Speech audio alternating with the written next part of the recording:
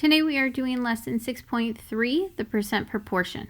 Our I can statements are: I can use the percent proportion to find missing parts, wholes, or percents, and I can solve real-life problems involving percents. So our key idea for today is looking at solving percent problems using a proportion. In 6.4, we'll look at the same type of problems and we'll look at how to solve them with an equation. And then by the quiz, you can decide which strategy you like the best, and that's the strategy that you can use. But for today, we're going to practice using the proportion. So if we are doing a percent proportion, you can write it the way that it is over here with the little letters. They have A is P percent of W. That phrase would go into the proportion this way. A is the part, W is the whole, P is the percent over 100. There are some key words that can help you find the part and the whole. So I like to write it this way instead of the A and the W. Is our part. So part is over our whole of percent over 100. A lot of times they're going to use the word is next to the part. A is. And they're going to use the word of next to the whole of W.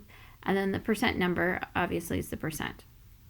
So if this was the 3 out of 4, 3 is the part, 4 is the whole, 75%. It would be 3 over 4, 75% out of 100. Okay, so let's go ahead and take a look at using our percent proportion. So I'm just going to write it again over here so we have it as a reference on our paper. Is over of, part to whole, equals our percent out of 100. We're going to be given 2 of these 3 things, and we're going to find the missing one. What is always our variable? What percent of is our whole of 15 is 12.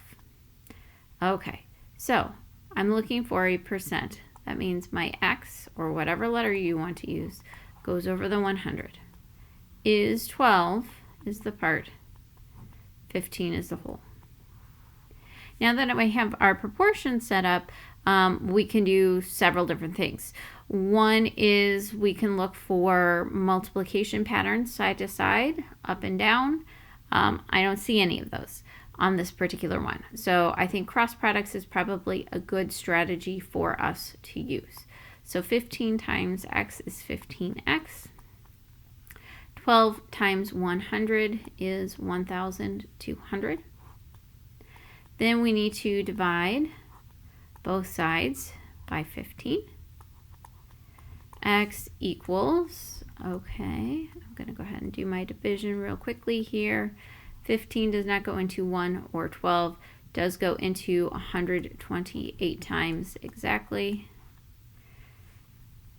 And then I have 0 and another 0. So that's going to be 80. We are looking for a percent. What percent? So we need a percent symbol on our answer. Now for these types of problems, you are allowed to use a calculator, but you do still need to write down at least this part. So writing down your proportion, showing what strategies you're using for multiplication, division, and then your answer. And if your answer is a percent, it needs a percent sign on it. All right. Is over of equals our percent over 100. What number is, what is our X? 36% of 50. Okay, our is the X. Of is 50. And then we have 36 out of 100. Now 36 is also by the word is. So how did I know it goes over the 100? Because it has a percent sign with it. The percent is never the part, percent is the percent. What number is? Okay, so now that I have this, I see an easy multiplication pattern side to side.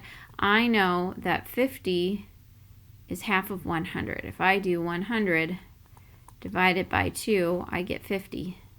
So I can do 36 divided by 2, and that's going to tell me the value for x, 18. All right, let's take a look at a different problem. Is over of percent over 100. Okay, 150% of what number, what is our variable, is 24. Okay, so 150 is our percent, is 24 is our part, of what number? We're looking for the whole on this one. And then 150%. So since it's percent, it's over 100. Now I do want to notice or want to point out we have a percent more than 100. 150, bigger number on the top part of this fraction. So that means our x is actually going to end up being smaller than 24. 24 is the bigger number on the top here.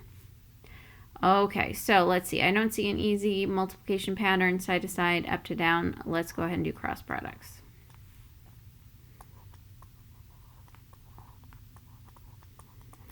$150 times x is 150x. And then 24 times 100 is 2,400. Then I'm going to go ahead and divide that by 150. So I have 2,400, and I'm going to divide by 150. And I'm going to go ahead and use a calculator to help me out on that one. So 2400 divided by 150, and I got 16 on this one, which makes sense because I do have a number that is smaller than 24. That's what I was expecting to have. This is the type of work I'm expecting to see on these. I need to see your proportion. I need to see the strategy you used to solve it. It's okay if you use a calculator to help you out on these, but you do need to still write down all of your work. All right, so go ahead and pause the video and try these 6 on your own. Okay, let's check our answers. So what percent, what is our variable, of 5 is 3? Remember, is over of, percent over 100. Okay, is 3. Of is 5.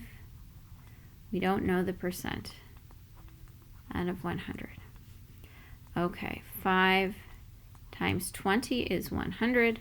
So I'm going to do 3 times 20 to get x. X is going to equal 60%. Okay, let's see. 25 is, should probably circle that in. 25 is what percent, what is our x, of 20. So 25 is my is.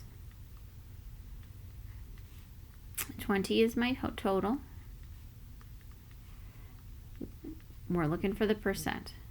Same type of problem as number 1, it's just the words are in slightly different order. All right, I see a multiplication pattern on this one. 20 times 5 is 100. So I'm going to do 25 times 5. I get x equals 125%.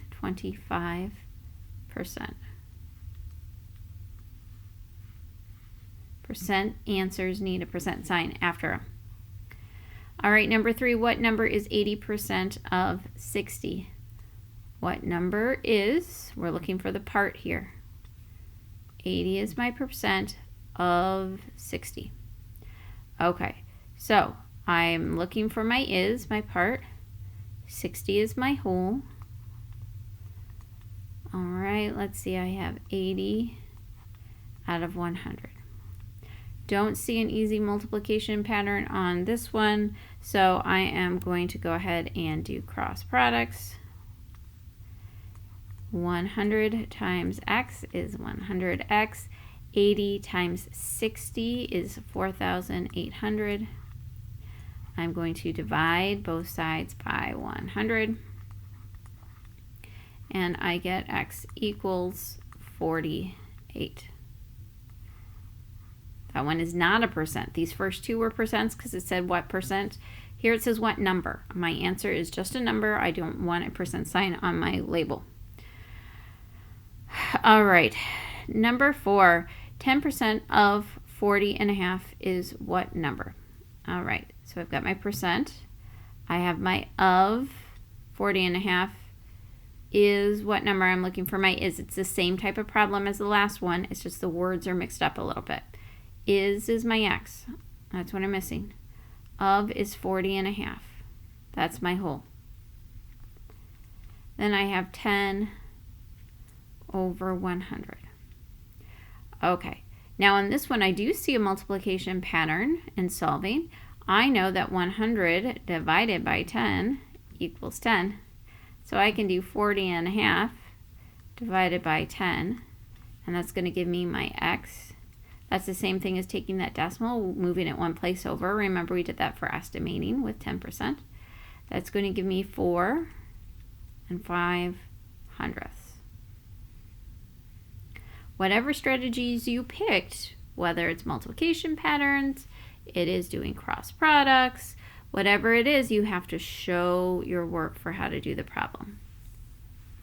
All right, let's go ahead and I'm going to get myself a little more space here to write. Okay, 1% of what number? Remember, what is our variable? Is 4. Okay, so 4 is our is. What is our of? We're looking for the whole on this one. Then we have 1/10 of a percent out of 100. Okay, let's see. I guess we'll do cross products on this one. So we have 1/10 x equals 400. We're going to divide both sides by 1/10.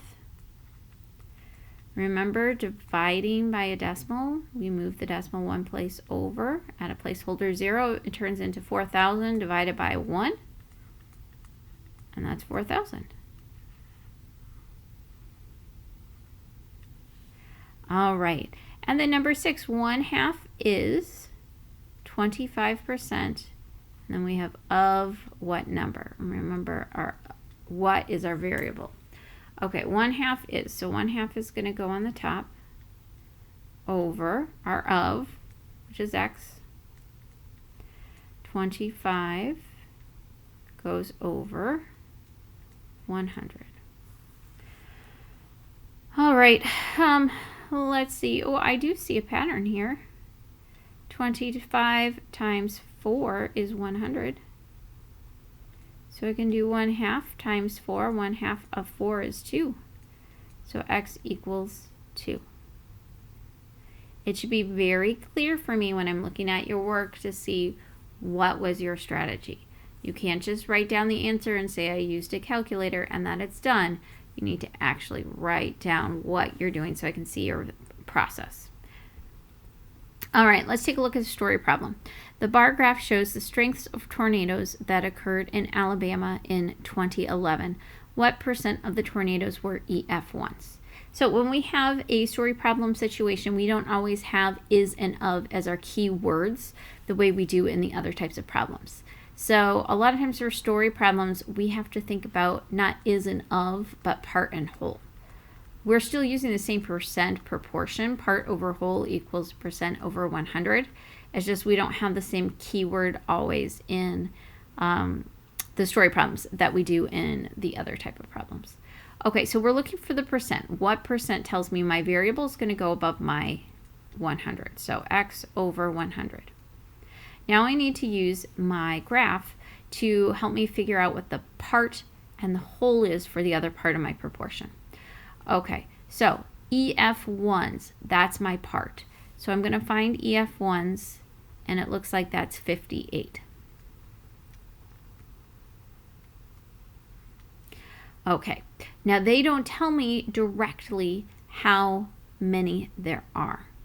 So off to the side, I'm going to need to do some addition. 36 plus 58 plus 29 in terms of showing work. This is what I'm looking for. If you are adding things on a calculator, you still have to write out anything that you put into that calculator. Okay, so we're going to go ahead and add here. So 36, 58, 29, 13, 7, and 2. I got 145.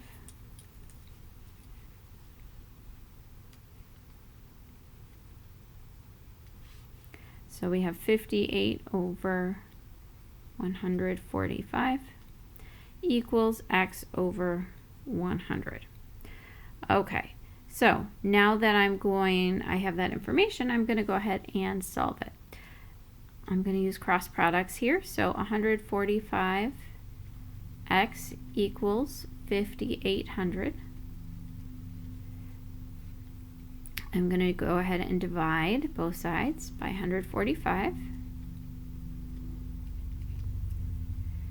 Okay, so in my calculator, I'm going to go ahead and put 5,800. I'm going to divide by 145, and I get 40. This is a story problem. Story problems need a label. On this one, the label is percent because I'm looking for what percent. So 40% of the tornadoes that occurred in 2011 in Alabama were EF1s.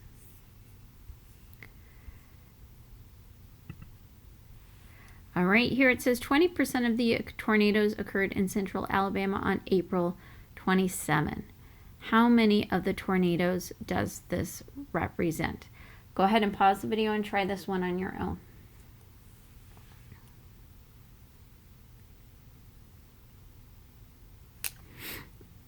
All right, let's go ahead and check our answers. So we're still using that part over whole, percent over 100. The percent here is 20%. We are looking for the part. However many happened on April 27th, we don't know. The whole is still the same from the last slide, which is 145 tornadoes. All right, so we're going to go ahead and do cross products. Actually, I could divide by 5. It doesn't matter. I could do it either way. I guess since I wrote my cross products, I'm going to go ahead and do it that way. So 145 times 20 is 2,900. And then I'm dividing by 100. And I get 29 on this one. My label is going to be tornadoes.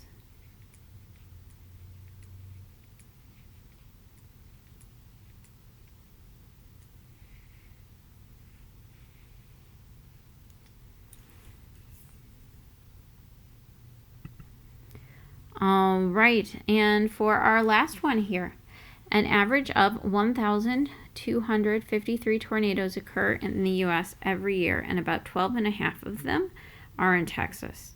About how many tornadoes does Texas have each year? Go ahead and pause the video and try this one on your own.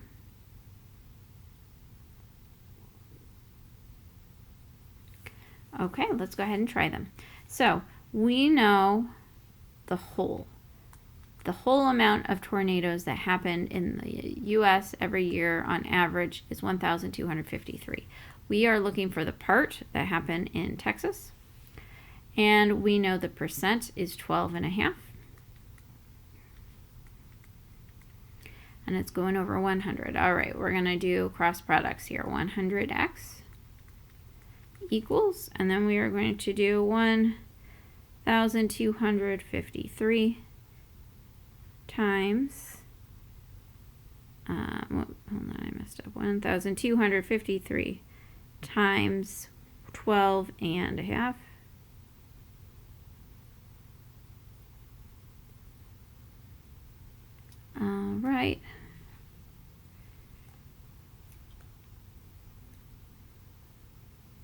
I keep typing the wrong thing in my calculator. That is the tricky thing about calculators. Sometimes it ends up just being faster to do it by hand. All right, I got 15,662.5. And then we are going to divide by 100. All right, I know dividing by 100 is like moving that decimal 2 places over. So 156.625. Can I have 625 thousandths of a tornado? No, not really. So I'm just going to write about 157 tornadoes.